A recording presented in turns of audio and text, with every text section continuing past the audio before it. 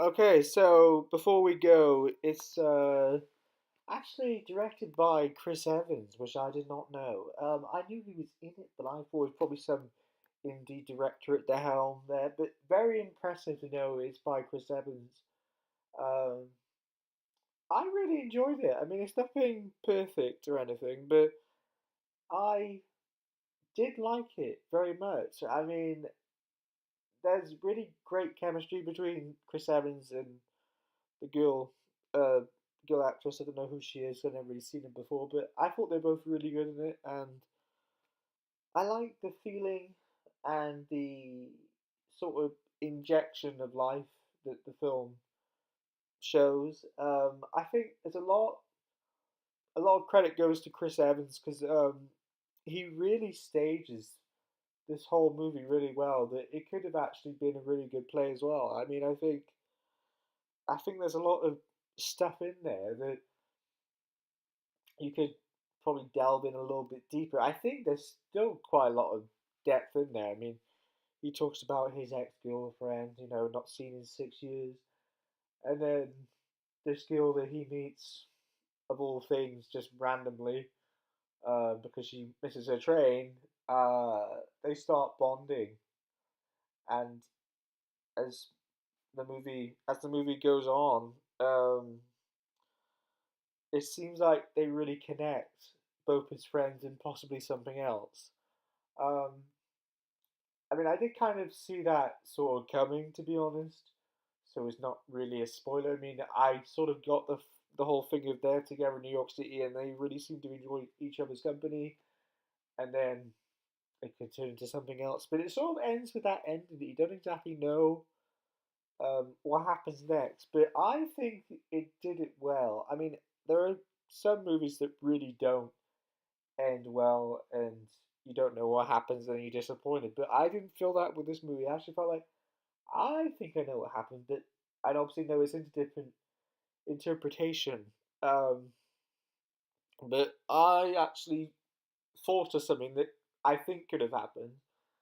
But it's a bit like the end of Lock, Stock, and Two Smoking Barrels. I mean, you wonder if he goes for the shotgun or if he falls to the, you know, well, to possibly his death. Into the river. So you go for one or the other.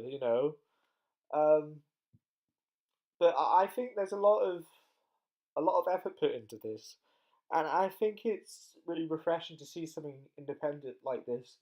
That's not really had a lot of attention, but I think it deserves more attention than it's been given.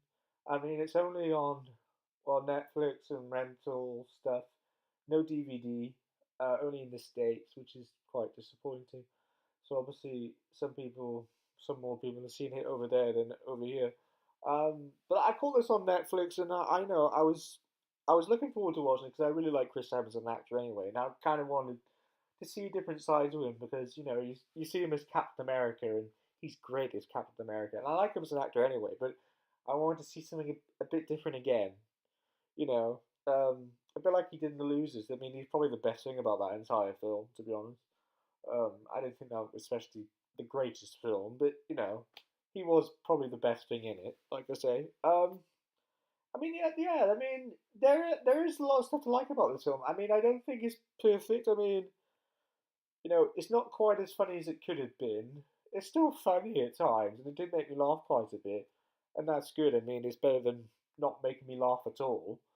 Um, but I think there's that thing that they'll make a movie like this, and they have all the key components, then sometimes they don't always come together. But this time it seemed like it did come together. I mean, I do get quite frustrated with some movies that they put a lot of money into it, like certain blockbusters or some sort of film that's trying to be independent, but then they throw more money at it. And then you got a movie like this, which doesn't really had a lot of money thrown at it at all, yet it accomplishes a lot more than some movies that kind of it's a bit like looking into a gaping hole of nothing, Because I don't know, it's that thing that you watch some movies sometimes and you get so disappointed by it, and you sort of think, "Oh, why was that fun?" I didn't really enjoy watching that at all. or it was a pile of crap, or maybe there was something good in it, but overall it was disappointing. But I didn't feel like that with this movie. I felt like it was really well shot. I mean, they did the whole thing in New York. They didn't really. It made you sort of feel like you were part of it, and they really, like, cinematography wise, did it really well in terms of where they were. But it didn't do any sort of flashy things of, oh, here's like tourist attraction or something like that, because I think that would have kind of turned it into a different movie. Um, and you can kind of get away with it with having stuff in the background, but unless it is something directly to do with the plot, then okay, I can see why people put stuff like that in movies like the Empire State Building or something like that.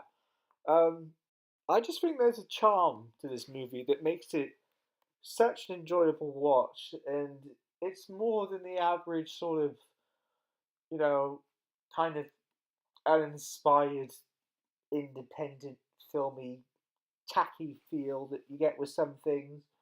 Because I kind of felt that some Joseph Gordon-Levitt films, I mean, I generally like his films very much, but sometimes there's the odd one that isn't very good, like Hesher, or there was that one about do with the colours of things are good or bad. I mean, at first it seemed like quite an interesting idea, but then as you watch the movie, it just got plodding and kind of boring. And I like that it doesn't have that sort of feel to it where it just kind of feels not corporate or like studio overference or anything like that, but it doesn't feel like it's trying to do something else and it's not really accomplishing what it's doing.